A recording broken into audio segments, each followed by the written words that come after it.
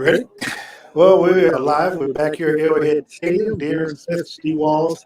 We are here, of course, halftime, an extended halftime here at Arrowhead Stadium where the Chiefs trail 24-13 Sunday Night Football as they're taking on the Buffalo Bills. Steve, your first half thoughts on tonight's game? Man, it's what we thought. I mean, we knew that the offense was going to come out here and play. Started off a little rough, but ended up being where they were able to score at least a field goal before going into halftime. And the defense, I mean, it looks. When we talk about it, the past 2-3 weeks, they've looked exactly like the 2018 Chief defense led by Bob Sutton. Yeah, I mean, there's so much that we can discuss, and of course, with the extended time, of course, there is a severe weather, obviously, advisory here. We see that it is pouring down, raining. For those of you who, of course, watching on television, I know you're watching the two-hour halftime special on NBC, but here the field has been cleared. They've had fans seek shelter underneath, wherever they can here at the stadium. People have left, and people are leaving actually to go home because they don't want to stick around here to see what could potentially be a blowout in the second half if things keep going the way that they're going right now. When the third quarter does start back up, Buffalo will be receiving the kickoff from the Kansas City Chiefs. And at the moment, Steve, as we've seen thus far, they really haven't been able to stop Buffalo from moving the football, let alone getting it to the end zone. You're right. You know what? It seems to me that when you look at this defense, they just don't have any get up and go about themselves. They have no aggressiveness. We've been waiting on a sight of 2019 Frank Clark. We haven't seen him. Of course, no Chris Jones tonight. So it's in the words of Lamar Wallace, who's watching our show right now, and commented, he said, "Man, this team is frustrated and watching. They are very frustrated." Yeah, look, not only is it frustrating, but it's disappointing. Again, now what we're going to do, because we have an extended halftime and we don't know when they're going to start back up, we're actually going to take phone calls. If you want to call in, the phone number to call in at is 816-372-2170. At least for the next 15 minutes, we will take phone calls. So again, if you want to chime in, 816-372-2170. Let us know what your thoughts are on what you've seen in the first half, what type of improvements Kansas City can do, or what they may need to do to hopefully, get things back on the other end. So, Steve, I think somebody's taking us up on our offer. We'll see exactly. You've reached the Chiefs cheat sheet with Darren Smith and Steve Walls. Who do we have on the line with us? I'm Gary. Gary, how you doing this evening? And what have you seen thus far that you'd like to comment on? Both sides of the ball, really. What we're seeing is an offense that really hasn't been adjusted to take care of this style of defense. Andy's supposed to be the offensive mastermind. He's just keeping the same game plan week after week, it seems.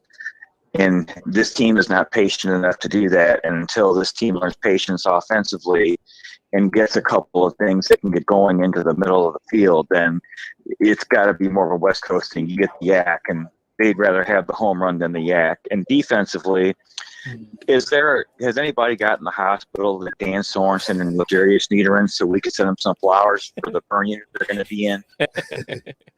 That's a really good question. Look, let me ask you this, and we'll probably ask everybody. Do you have a quick solution fix for the defense? Well, as they talk about how complicated this scheme is, keep it simple. Stay with your man.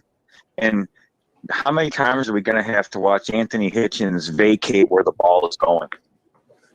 Have you ever seen a guy who doesn't follow anybody into the flat, vacates the middle of the field on that big play to Zach Moss in the middle of the field? He was standing right there, saw the play action bid on it, and dropped back as far as he could. If they talk about him and so on, they know how to get in the right spots. They do all this, they do all that. When you watch them, they're never in the right spot when that ball's in the air, when they're running right at them. So there is no quick fix for this defense. It's what you got. And Andy's not going to make a change after the season because loyalty comes before winning for Andy, and Andy needs to worry about his own side of the ball because there's plenty there to keep him busy. I'll hang up and listen. Great show, guys. Appreciate it very much for your call. Steve, I mean, he made some points. What's your thoughts on it? And you know what? I think with this defense, it seems like just this personnel is they're lacking in. I can't even say talent because a lot of these guys are on the Super Bowl run. A lot of these guys were around, and I said this when they got rid of Bashard Breeland. Even though Bashard Breeland gave up a lot of receptions, things like that, he still was aggressive. At least you knew what you were going to get when he was out on the field. And I mean, you have Darius Sneed. He's been getting beat. You also have the main culprit right now is Dan Sorensen.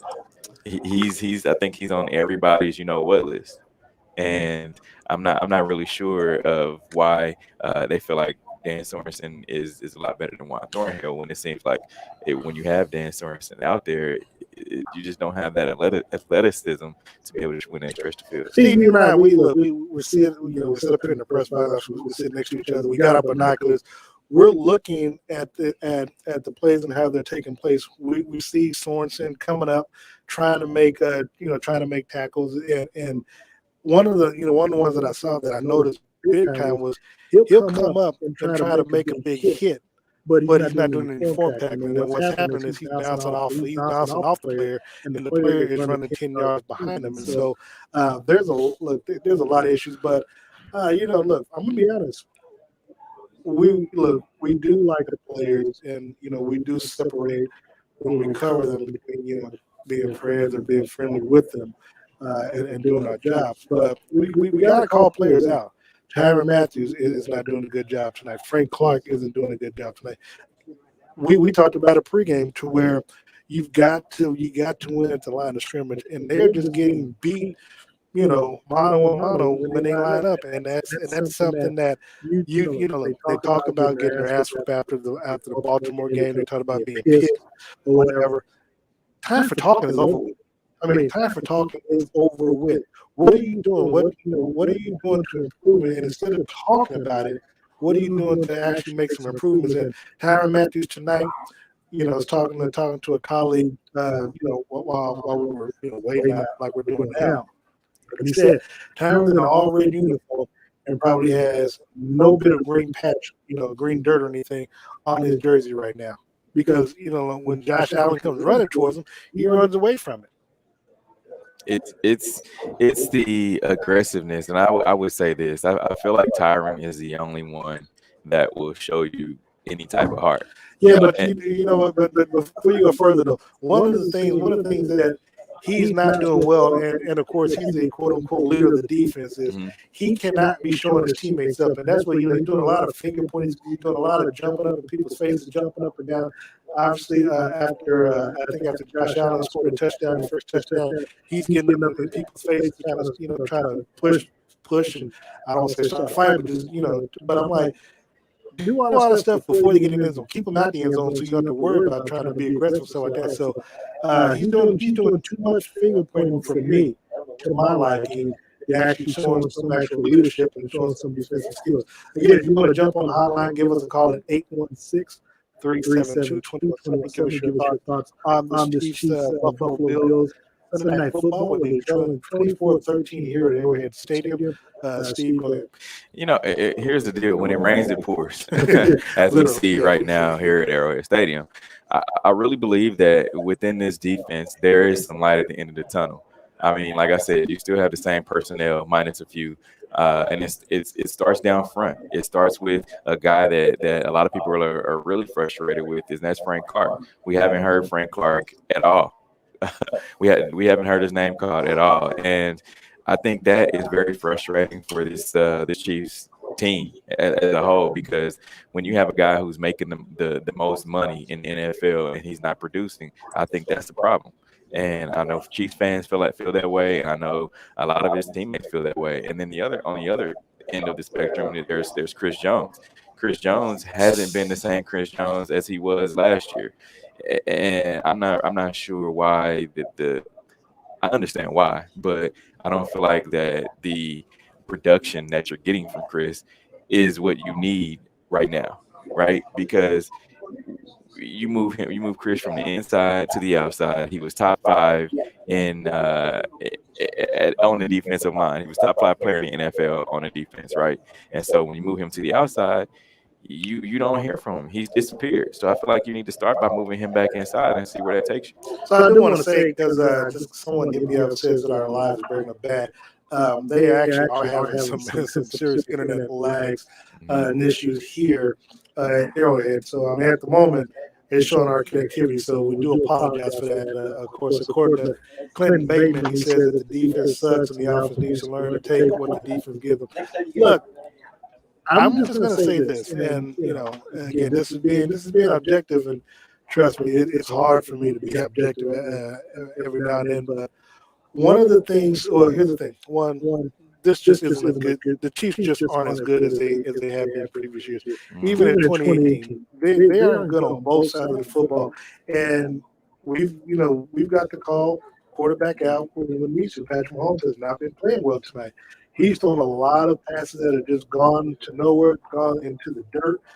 He's overthrown. He's overthrown players. He's taking unnecessary risk running the football when players are wide open, and then when they aren't. And then when the line is holding up again all the time in the world, he still can't find anyone, and he's not running when he possibly should. So, offensively and defensively, this team is just not as good. Granted, we knew that the defense was bad, but even 2018 Kansas City Chiefs defense, at least to get out to the quarterback, this defense isn't doing anything at all. As of right now, I know a lot of people are questioning when the game is going to start or resume.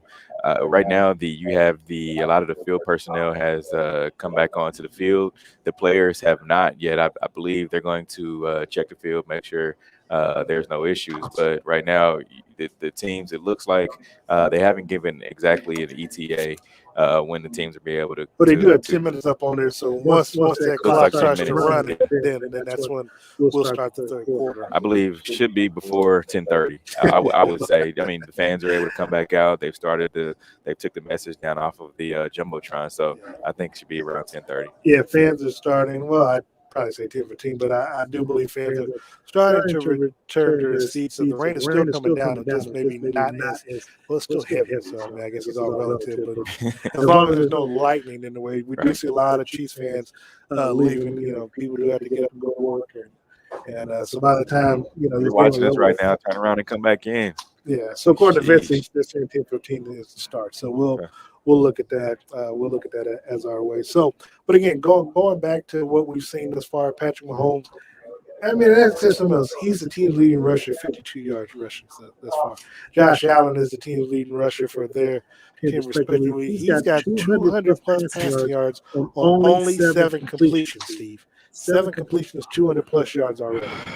That has to be a record, man. I don't know what the record is at halftime when we had completions and yards, but I think it has to be close. It has to be. But here's the thing about it. It's time to look yourself in the mirror and say, hey, this can't happen. And as a competitor, I know myself as a competitor, it's like, man, you can only take so much before you start to get upset, right? And we don't see it. Steve, I'm going to throw something your way. What do you think, or how do you think halftime is going in the locker room right now if you're a Kansas City Chiefs player? Are you going at each other? Are you listening to Andy? I mean, what do you think Andy's doing? Do you think the players are fussing and fighting right now? I mean, what do you think is going on right now? I remember I can't remember the game, but you could tell the assertiveness when they came out of halftime, and I feel like that was going to be this game before the rain delay. That was going to be. It's like, all right, you probably think about the Cleveland game.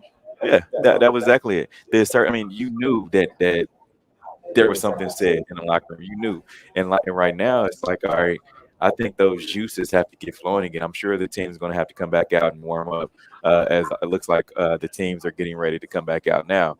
But you have to have some type of assertiveness, and right now I think the game's up in the air because the Bills had all the momentum. and They still got the momentum. well, I think they probably cooled down by now, but they had the momentum going into halftime, and of course, the Bills get the ball back after halftime. So, I mean, time will tell. I will say this: the difference maker is the Bills are facing the Chiefs defense. I mean, so that's something that works in their favor regardless, because again, at the end of the day, when they come back out, they know what to expect from the Chiefs defense, and that's going to be not much. Yeah, I agree. I definitely agree. Look, we're going to take, we're going to call it quits. We're going to get ready to start the third quarter. Of course, I got to make some phone calls as it is. And look, Chiefs, maybe they come back and for the eighth and pull it off, but look, it could be, as I said, it could be worse. As bad as they played, you did say that, and that as bad as they played, they're only down 11. Because truth be told, when Byron Pringle fumbled their kickoff, the defense stepped up, and then so things can happen. So we'll see how we'll see what happens at the end of the day. So again, I can't speak for Steve. Depending on how long this delay be, we might not see you, boy, post game because it's late in the midnight hour. But it looks like this game is not going to be over to about 11:30. Sorry, which means we're going to be press conference well after midnight. Sorry, we'll see how it all goes. But look, thank you all so much for joining us. Thank you, Gary, for calling in from Illinois, and we can follow Steve at Steve Walls KC on Facebook, Twitter, and Instagram. You can follow me on Twitter at Darren_Smith WHB. So until next time, ladies and gentlemen, that is our extended halftime show.